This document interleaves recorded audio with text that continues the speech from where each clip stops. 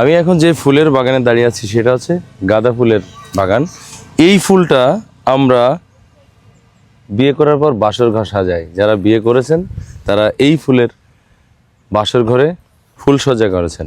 তো সেই গাঁদা ফুল দিয়ে যেদিন থেকে একটা পুরুষ এবং নারী এক জায়গায় হয়ে যায় এবং ওই গাঁদা ফুলের বাসর করার পর থেকেই তারা গাধার মতো খাটতে থাকে।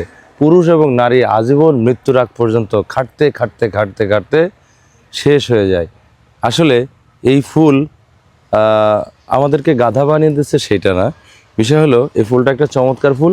আর এই ফুলে এত চমৎকার ফলন হয়েছে, এটার কারণ এখানে আমি শুনেছি এই কৃষকরা যারা কাজ করছেন এনারা প্রচুর পরিমাণ জৈব সার ব্যবহার করেন এবং এর সাথে সাথে আমাদের অনুখাদ্য মারতে বলে গেলাম যেন আরও বেশি চমৎকার বড় বড় ফুল হয়। তো যাই হোক, এই গাঁদা ফুলের কারণে যারা আমরা বিবাহের পর থেকে গাধার মতো খেটে চলেছি তারা একটা সময় নিজের যত্ন নিতেই ভুলে যায়। নিজের যত্ন নেবেন, ভালো থাকবেন। Thank you.